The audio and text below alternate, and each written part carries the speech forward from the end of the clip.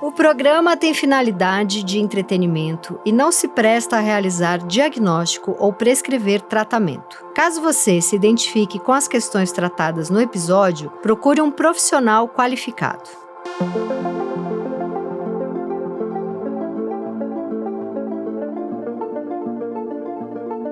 Olá, esse é o Desculpe o Transtorno, programa comigo Tati Bernardi e Christian Dunker, professor, escritor, psicanalista, essa coisa maravilhosa toda. Programa que você pode ouvir no seu tocador de podcasts ou assistir no meu YouTube, Tati Bernardi.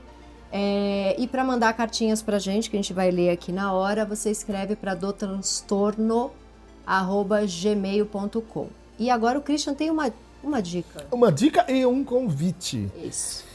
Estou propondo um curso de introdução à psicopatologia, chama-se Caminhos da Psicopatologia, que é um curso para você não ficar por aí se reconhecendo em diagnósticos, dizendo que é isso e aquilo, mas entender como é que isso tudo se formou. Ou seja, qual é a gênese histórica da psicopatologia, das suas categorias, dos seus problemas, das relações entre psicanálise, neurologia, psiquiatria, psicologia.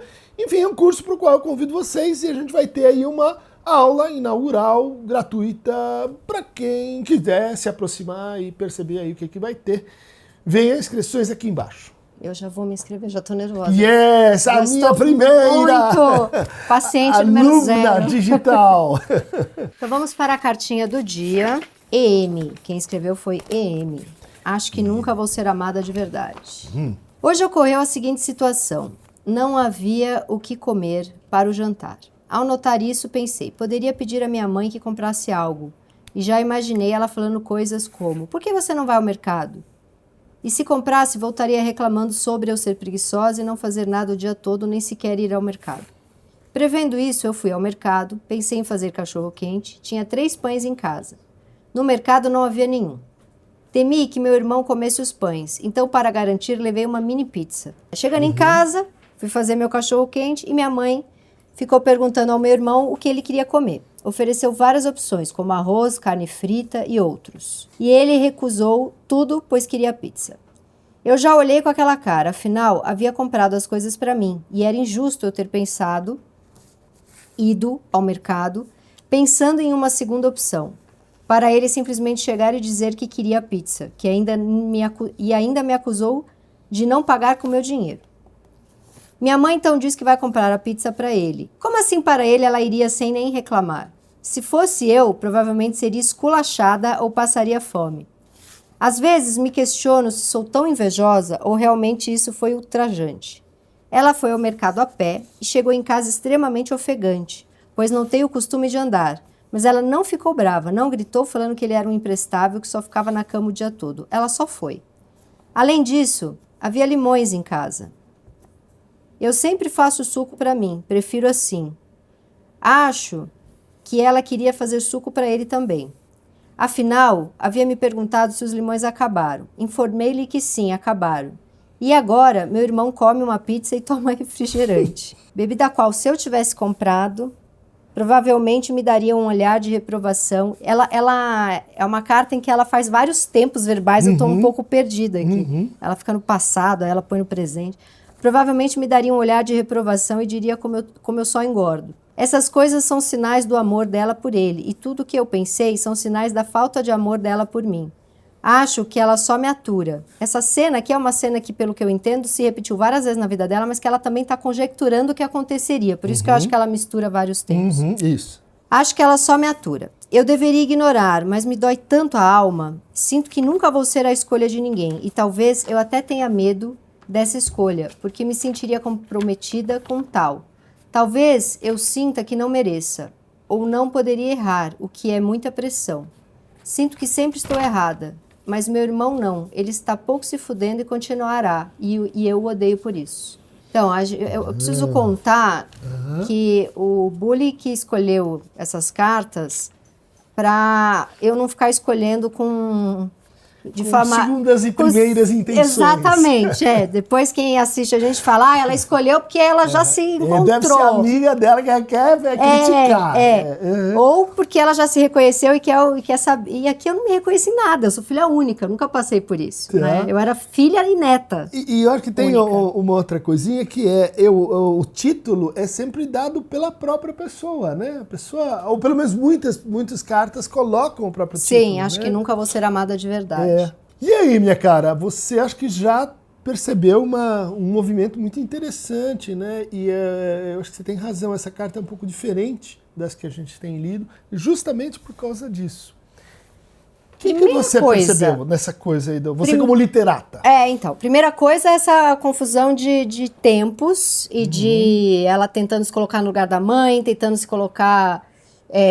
conjecturando o que aconteceria. Então isso eu achei até meio truncado para minha leitura, porque uma hora ela está contando algo que aconteceu, uma hora ela está conjecturando uma cena. Isso que você está falando, para um crítico literário chamado Harold Bloom, é a invenção da psicanálise.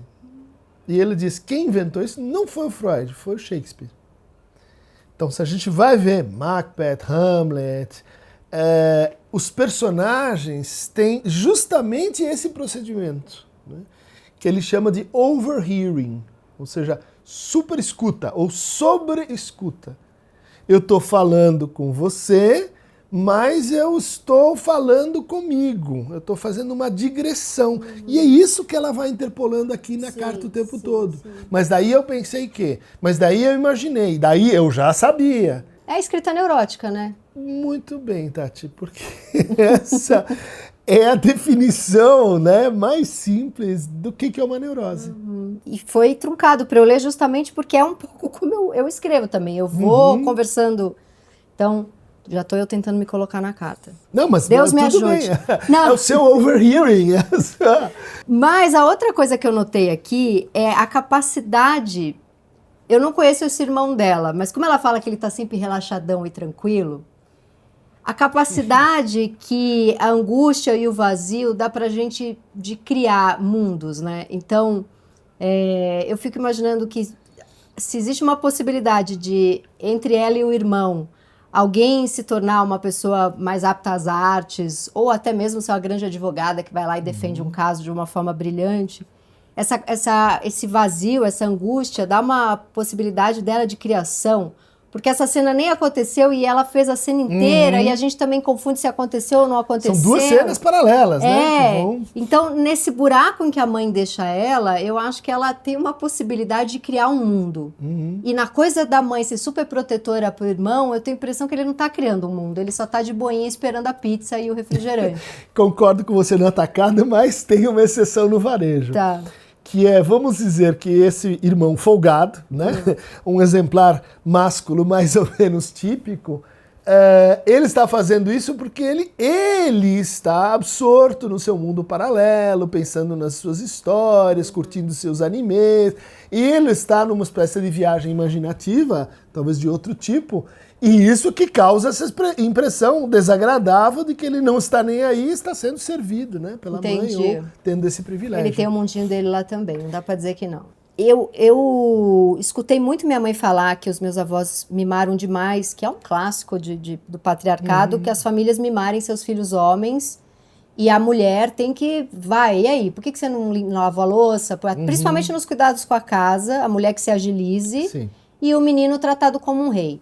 Né? E a minha mãe passou muito por isso, e a minha mãe tem mágoa disso até hoje. Minha mãe vai fazer 80 anos, ela ainda fala. Eu era uma empregada na casa e meus irmãos eram os reis, né? Mas a capacidade de conversa cognitiva e o amadurecimento da minha mãe diante desses irmãos, e tudo que ela fez da vida dela comparado aos irmãos, é que acho que fez eu pensar nesse ganho, sabe? Porque tem aquilo que a criança, quando ela...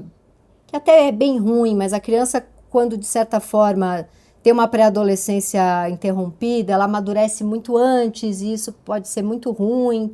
Mas eu sinto aqui que tem um amadurecimento dela. Ela tem que sair, ela tem que fazer as compras, ela mobiliza o dinheiro, ela pensa, né, nas questões aí da vida e do mundo de forma mais efetiva, né? Ela tá mais engajada. E me dá a impressão, não tem a idade dela aqui, mas que é uma das cartas de pessoa mais nova que já escreveu pra gente. Porque começa com, daí eu fui comprar o pão, só tinham 3 pães. Uma cena doméstica, né? Tipo de adolescência. De adolescente, como se fosse uma adolescente que escreveu. Levando adiante essa tua ilação bem interessante, né? De que, de certa forma, tem um ganho nisso. Tem uma perda óbvia e um risco, que é esse funcionamento, que no fundo ela está suspendendo um diálogo. Né? Ela está falando consigo em vez de falar com o outro. Né? Ela está telepaticamente criando, né? Colocando palavras e intenções na cabeça do outro. Isso é um problema sério do ponto de vista neurótico, porque vai perdendo a capacidade de você reconhecer e interpolar o tempo do diálogo, né? Você se abrir para, pode não ser o que eu estou pensando, o outro pode me contrariar, a experiência pode me desmentir, ou seja, você vai criando uma intrasubjetivação. E que termina nessa história, essa promessa, essa profecia muito ruim. Não serei amado. Pois é. Ou seja, como eu não fui amado aqui, não serei amado lá, meus amores vão dar errado. E ela tem razão, porque esse funcionamento, ele inclina a pessoa para essa posição de solidão, de isolamento, de o outro não tá comigo. Se nem minha mãe me amou como eu queria, imagina uma pessoa qualquer que eu vá conhecer. Só que isso pode ter, como você falou, o caminho, vamos dizer assim, positivo. Que é assim, eu não sou tão dependente do amor do outro. Eu posso sair pra vida, comprar coisas, fazer as minhas histórias, porque, sabe, o peso proporcional de ser reconhecido, amado, se a salsicha veio pra mim ou veio pro outro, não é tão grande. Agora que você falou, se a salsicha vem pra mim ou pro outro, já fui para muitos lugares aqui, não na minha vida, mas pensando nas posições fálicas todas aqui. É uma boa tradução essa que você fez, né? Muita gente pensa que eu falo né, o pênis e tal. Exatamente, eu falo, não é a salsicha, não é a pizza, não é o objeto ali que ela tem ou comprou, não é o dinheiro. É a disposição amorosa da mãe diz, olha, você eu falo pra mim. Sim, ela escolheu aparentemente o filho, né? Como falo. E que é um clássico, né? Principalmente no mundo, enfim, machista. Mas acho que é um ótimo exemplo de como esse funcionamento faz mal para todo mundo. Né? A mãe saiu, se forçou, entrou numa rivalidade imaginária, né? Quer dizer, bom, se você não faz, então eu faço. Se eu preciso de você, você não precisa de mim. Quem precisa mais do outro. Ou seja, é que se a gente for pensar em neurose, dá pra jogar pra a família inteira. Porque a filha vai ao mundo pensando, ninguém me ama. E o filho vai ao mundo pensando, só quero quem me ama igual a mamãe. Não, o mundo é assim. O mundo é a mamãe. Vai me trazer a pizza na hora. Só que eu tô esperando, exato, né? É. Problema. Então todo mundo vai se prejudicando com essa história. Mas eu queria descer um pouco, né, mais no texto, para a recorrência desse movimento que você logo captou. Né? Ao notar isso, eu pensei, poderia pedir para a mãe que comprasse algo. Ou seja, ela poderia ter feito isso. Ela poderia ter introduzido isso que ela pensou numa relação de partilha fálica. Mas aí a minha mãe diria que diria... Esse texto fez eu lembrar de uma piada que minha mãe contava para mim. Quando eu ficava nervosa antes da hora, ela falava do cara que ia pedir uma coisa no vizinho, um sal, um açúcar na casa do vizinho, e ele ia o caminho inteiro pensando, o vizinho vai dizer que não tem, o vizinho vai falar que tem, mas que não quer me dar, o vizinho vai bater a porta na minha cara, o vizinho ia criando 1000 situações antes. Aí quando o vizinho abria a porta, o cara só falava, enfia o sal no... Exatamente. Ele nem pedia, ele só falava, pega esse sal e enfia. Quando eu ficava muito nervosa antes da hora, minha mãe me contava essa piada, que as histórias levam a gente a pensar E tem isso universo. Aqui em curso, que é muito, muito importante, próprio também do neuroticismo, né? Que é a agressivização. Né? Quando ela se volta para si, né? Eu pensei, prevendo isso, temi, eu já olhei, esse já, quando você escuta, dói. Porque significa que a pessoa está um tempo à frente no capítulo da sua vida. Né? Ela já fez. para ele, ela só foi provavelmente, sinto que são todas as expressões que marcam a carta, mostrando que ela está um passo à frente. Ela está acelerando. E ela, nessa aceleração, vai se agressivizando. Vai achando o outro me ferra, o outro gosta mais do outro, e daí acontece esse efeito que você, tua mãe, né, bem lembrou. Você fica agressivo, e daí você se torna alguém mais amável ou menos amável?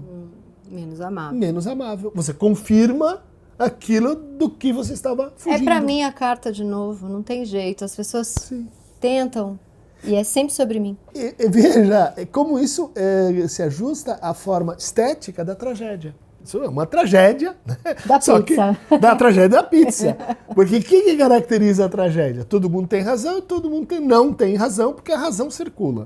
Segundo lugar, quanto mais você foge de uma coisa desse jeito, mais você concorre para que aquela coisa aconteça. Até porque você já está num lugar seguro de ficar comprovando para sempre que é ali mesmo. Não vai amar, vai dar tudo errado, é isso. Por isso Lacan diz assim, que os neuróticos amam o seu sintoma, amam isso mais do que a si mesmos. E mais do que ao outro. Por que isso, hein? Porque é um lugar de conforto? É ruim? É um ruim que eu já sei? É uma solução para muitas questões. Do tipo, por exemplo, o que essa mãe quer de mim? O que é que eu posso tirar dela para orientar a minha vida? Qual é o desejo que presidiu a minha chegada a este mundo? A pergunta pode matar uma pessoa. Uma resposta do tipo, ela quer que eu sirva meu irmão? Ufa, eu pelo menos sei disso. O que ela quer de mim é que eu seja como ele. O que ele tem que eu não tenho? Veja, essa resposta neurótica, ela organiza problemas. Né? Ainda que você diga assim, mas são respostas simplificadas, são respostas ilusivas, fantasiosas, projetivas. Sim. Sim, mas aí esse mergulhar na pergunta e ficar ali tirando camadas e camadas e camadas é tão doloroso que a pessoa simplesmente não sou amada aqui dentro. Não, tem outros motivos. Né? Além disso, né, quer dizer, de contornar essa pergunta sobre o desejo, são dois processos. A pergunta que eu tenho sobre o que é que eu quero na vida, vê que isso desapareceu. Né? Não havia o que comer para o jantar. Ao notar isso, pensei, poderia pedir para minha mãe comprasse algo. O que ela quer? Ela quer uma coisa para comer. Ela quer uma coisa para comer. Estou com fome, alguém precisa ter a despensa. Isso se perdeu completamente. Ou seja, a neurose, ela identifica o seu demanda com o desejo do outro, o que minha mãe quer, quem ela ama, e faz o sujeito esquecer, né, recalca o que é que ela quer. A primeira frase é o desejo dela, depois é tudo por que a mãe não a deseja. E por que o irmão não, enfim, está nesse lugar. Entendi. Né? Você sabe que uma vez eu escutei do meu analista, tá difícil te analisar porque você tá um passo à frente. Aí eu falei, como assim? Ele falou, quando você traz uma vulnerabilidade e eu vou entrar nela, você já fez uma piada sobre a vulnerabilidade, você já imaginou uma cena em que você sofre com ela, você já imaginou outra cena em que... E você não para de narrar e a gente não consegue parar na vulnerabilidade. E ele falou, aí não tem análise possível. Que exemplo ótimo, né? Porque simplifica, dá materialidade narrativa para esse processo que muita gente olha e fala, isso é muito complicado, dizer assim que a gente se defende da falta. A falta. Defende muito. Mas você falou, o momento que eu vou apresentar minha vulnerabilidade, minha castração, o que acontece? Eu cubro isso com a demanda do outro, com a narrativa, com a história, com a antecipação. Né? Essa antecipação é super importante. A gente faz isso o tempo todo, e é importante que faça. Né? Mas o que ela faz não é só antecipar, ela vai assim tampando a falta que é. O que a gente faz com o fato de que estamos com fome? Mas assim, isso é um clássico. Acho que a maioria dos meus amigos fala, minha mãe gosta mais do meu irmão, minha mãe gosta mais da minha irmã. Isso é uma dor. Eu tenho várias, essa eu não tenho porque eu sou filha única. Mas eu costumo dizer que a minha mãe ama uma filha e odeia a outra, e eu sou as duas. Isso é estrutural. Isso é que chama-se complexo de Édipo, entendeu? É essa triangulação que a gente inventa para se tornar sujeito. Né? Então, o filho que tá achando que é amadão, não tem o filho que fala, eu sou o preferido. Ele vai achar que o outro também é? Não, porque ele vai competir com o mais preferido. Que pode ser, e muitas vezes acontece, por isso a conversa é impossível, que ele tenha absoluta convicção de que a mãe gosta mais dela. Dela mesma. Da irmã. Não, peraí. Não. A irmã acha que o irmão tem preferência da mãe. Entendi. E o irmão acha que a irmã tem a preferência da mãe. Ah, não tem? Então, é porque eu só conheço os filhos que reclamam de não ser os preferidos. Eu nunca conheci o que reclama de ser o preferido. É que, vamos desdobrar, né? Ser o preferido de quem? Primeiro é da mãe, depois vai o pai, depois vai a escola, daí professor, daí Deus, daí do mundo, do chefe, do mercado. Ser o preferido vai se reeditando. Nunca é suficiente. Vai ser difícil você ter, assim, a sua religião, o seu trabalho, o seu amor, a sua família, só você. Vai ter sempre um você e um terceiro. Você é o outro. Mas e um em terceiro. casos assim, por exemplo, eu tenho uma amiga que é evidente, a gente se conhece há mais de 20 anos e é evidente como o pai prefere uma filha e trata ela muito mal, assim. Quando eu vou na casa dela, me dá até mal-estar de ver. Como que alguém faz isso? Certo, isso é punitivo, isso causa, de fato, dificuldades, mas, de novo, como a gente fez aqui no começo, muitas vezes isso é também um benefício. Eu preciso viver com um tanque de amor menor. O teu tem que ter 70 litros, o meu tem 10. Oh, legal. Você pode passar a vida reclamando, dizendo, o meu nunca tá cheio. Então, mas é impressionante, porque essas duas irmãs, agora ela vai ficar brava comigo, eu não tô dando seu nome, mas assim, a irmã que o pai ama trabalha com o pai, é meio deprimida. A irmã que ele trata mora num lugar da Europa maravilhoso, que eu não vou falar qual é, porque senão virou vice-presidente da empresa, tem uma vida deliciosa lá, foi embora. Sim. Só que ela tem essa dor avassaladora dentro dela. Mas não significa que a outra que o pai ama tá feliz. Exatamente. A infelicidade é igualmente distribuída também. Né? O amor, mais amor, não é critério e garantia para mais felicidade. Cara, minha vida é um inferno no sentido de eu sentir que tá sempre, que eu não tenho as coisas, que eu não consigo as coisas, que as pessoas estão... Eu sempre olho quem tá me xingando, eu nunca olho quem tá falando que legal o seu programa. Porque também eu fui filha e neta única. É a falta e não o que a gente tem que organiza a conversa. É a falta que organiza, né? Então ninguém vai pra análise pra ser feliz. Vai só pra descobrir que é a falta que organiza. Pra ser feliz, é feliz com a falta. Feliz com a falta. Essa que é o truque. Tá bom, então coma a sua pizza. Você pega com a salsicha, eu fico com a pizza. A salsicha, ela no futuro será sua. Essa que é a grande dica. Salsicha, no fundo, é um misturado de todas as coisas para todo mundo. É resto de porco, você não precisa disso. Também, objeto A, tá aí.